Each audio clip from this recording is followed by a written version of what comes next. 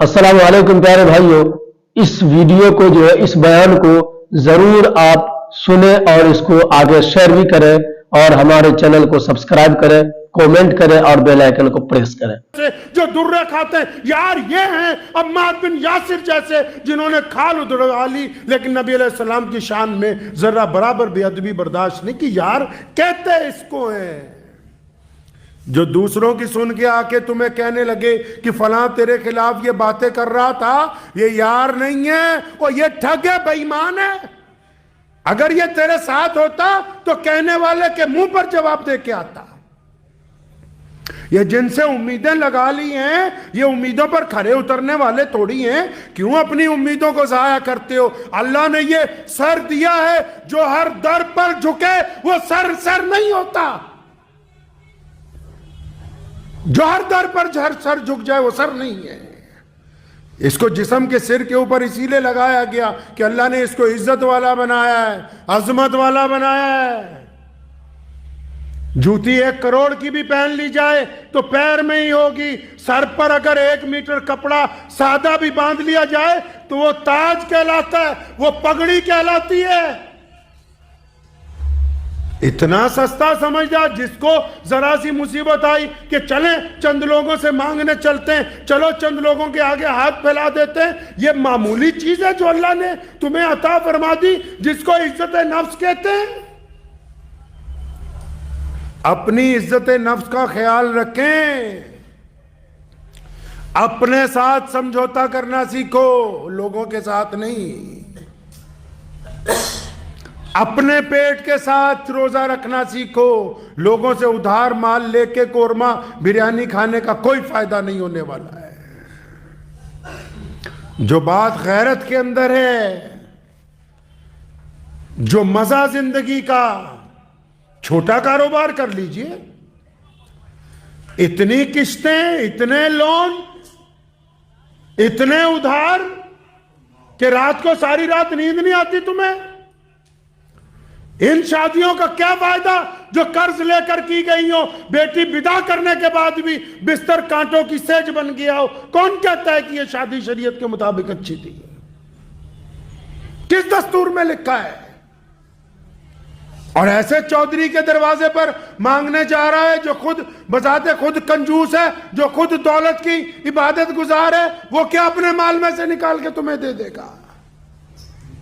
جس کے پڑوسی پہلے سے بھوکے سو رہے ہوں تو اس سے مسجد مدرسے کی امید لگائے ہوئے بیٹھا ہے، جو خود اپنے عزیز و اقارب کو پوچھنے والا نہیں ہے۔ اس غیرت کو کوڑیوں کے بھاؤ مت گرائیے۔ یہ جو غیرت ہوتی ہے اس میں کوئی مذہب کا مسئلہ نہیں ہے، بندے کو خود سوچنا چاہیے۔ ہاں ٹھیک ہے، دل میں خیالات آتے ہیں کہ فلاں سے پیسے مانگ لوں، خیال آنا کوئی بری بات نہیں ہے، لیکن اس خیال کو عملی جامہ پہنا کے دوسرے سے انکار کروا کے اپنی بے عزتی کروانا یہ بری بات ہے۔ اس خیال کو عملی جامہ پہنانا جس خیال کے اندر آپ کی بے عزتی ہے، جس خیال کے اندر آپ کی عزت نہیں برقرار ہو رہی، جس خیال کو اللہ بھی اچھا نہیں سمجھ رہے۔ آپ اگر اللہ تبارک و تعالیٰ سے مانگتے تو کیا اللہ تعالیٰ اس کے اسباب مہیا نہ کرتے؟ آپ نے سچے دل سے اپنے رب سے مانگا ہی نہیں۔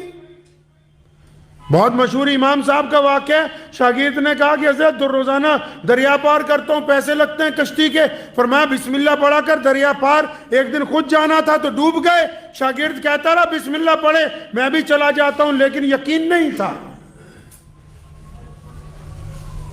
اپنے اندر خود اعتمادی لاؤ۔ ایک سستا سا موبائل آپ کو فائدہ دے سکتا ہے اس مہنگی چیز سے جس کی قسط آپ کو نہ دی نہ جائے اور بعد میں سرے بازار کوئی آپ کے ہاتھ سے اس گاڑی کو، اس چیز کو چھین کے لے جائے۔ اس بے عزتی سے اچھا ہے کہ آپ اپنی غیرت میں اپنے جسم کے بادشاہ بن کے زندگی گزاریں۔ اس ادھار کے مال سے بہت اچھا ہے، اس ادھار کی روٹی سے بہت اچھا ہے کہ ہم ایک وقت فاقہ کر کے گزار لیں۔ یہ بات خود بھی سمجھنے کی، اپنی اولاد کو بھی سمجھانے کی ہے۔ اپنی بیوی کو بھی، اپنے بچوں کو بھی۔ ہمارے میں یہ بیماری آ گئی، ہم جو نہیں ہیں وہ بتانا چاہتے ہیں لوگوں کو، جو ہم نہیں ہیں ہم ثابت کرنا چاہتے ہیں ہم بہت بڑے رئیس ہیں جی، ہم بہت بڑے چودھری ہیں جی، ہم بہت بڑے مال دولت والے ہیں جی، ہم بہت اعلیٰ کپڑے پہنتے ہیں جی، ہم تو بہت بڑے شو روموں میں جاتے ہیں جی، ہم بہت اعلیٰ ترین ہوٹلوں میں۔ ہم جو نہیں ہیں ہم وہ جتانا چاہتے ہیں لوگوں کو، اور اس جتانے کے چکر میں صبح سے لے کے شام تک جھوٹ بھی بول رہے ہیں، پریشان بھی ہو رہے ہیں، ادھار بھی اٹھا رہے ہیں، قرض بھی اٹھا رہے ہیں، اور پھر اکیلے میں زیادہ سے زیادہ پریشان بھی ہو رہے ہیں، بس اس چکر میں جو ہم نہیں ہیں وہ ہم اپنے آپ کو بنانا چاہتے ہیں۔ ہم نے اپنے والد صاحب رحمت اللہ علیہ کو دیکھا، ہم نے تو کوئی عالیشان ہوٹلوں میں کبھی کھانا نہیں کھایا، تو کیا اس کا مطلب یہ ہو گیا کہ ہم کسی اعلیٰ خاندان سے تعلق نہیں رکھتے؟ ہم تو کبھی 1 کروڑ روپے کی گاڑی خریدنے کے لیے نہیں گئے، تو کیا اس کا مطلب یہ ہوا کہ ہمارے خاندان کی کوئی قربانی نہیں؟ یہ غیرت ان کروڑوں لوگوں سے اچھی ہے جو رئیس زادوں کے اور حکومتوں کے تلوے چاٹتے ہیں، ان کروڑوں لوگوں سے یہ زیادہ مہنگی ہے جو ہر ایک بندے کے بس کی بات نہیں ہے۔ غیرت مند بنیے، اپنی غیرت آپ کے اپنے ہاتھ میں۔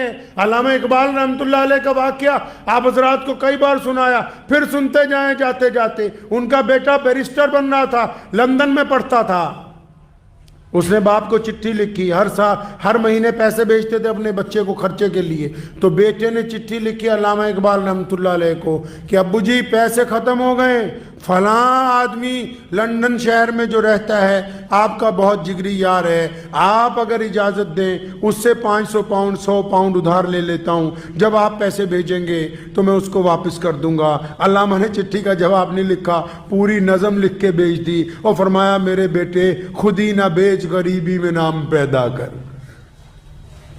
ٹھیک ہے واپس کر دو گے، لیکن ساری زندگی وہ یہ تو کہے گا نا کہ اقبال کے بیٹے کو ہم نے ادھار دیا تھا۔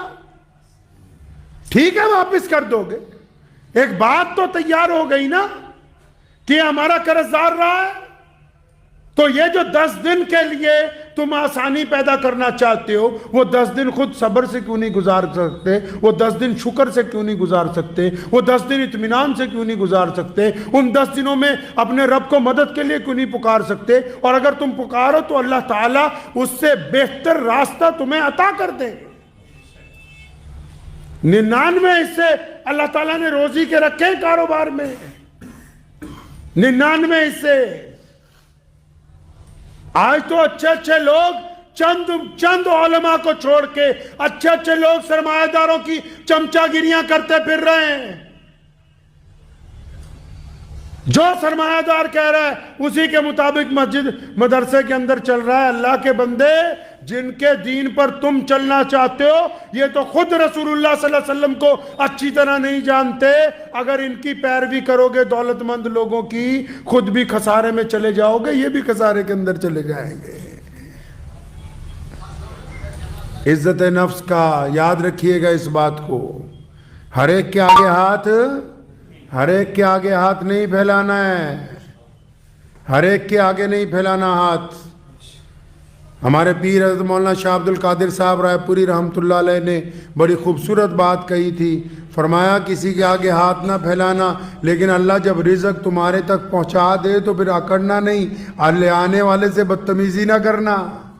مطلب اگر کبھی کوئی یار، کبھی دوست، کبھی کوئی جاننے والا، کوئی نہ جاننے والا، کوئی ایسا بندہ جو یہ سمجھ جائے کہ تم واقعی ضرورت مند ہو، وہ کبھی چھپ کے آئے، کبھی گلے مل کے تمہاری جیب میں کچھ رقم ڈال دے تو پھر اس سے بدتمیزی اس سے مت کرنا، جن کو اللہ تم تک بھیج دے۔ لیکن خود نہیں کسی کے آگے جانا، خود اللہ ہی سے مانگنا ہے۔ اور پھر اللہ سے صرف مانگنا ہی نہیں ہے، کوشش کرنی ہے۔ جب آپ کوشش کے لیے نکلیں گے نا اللہ کی مدد کے ساتھ، تو پھر اللہ تبارک و تعالیٰ ایسے اسباب پیدا کر دیں گے کہ آپ کی ایک کوشش جو ہے وہ 10 بن کر آپ کے ساتھ چل پڑے گی۔ آپ 1 روپیہ کمانے نکلیں گے، اللہ کریم 1000 عطا کر دیں گے، بشرط یہ ہے کہ آپ نکلیں، ہاتھ پہ ہاتھ دھر کے نہیں بیٹھے۔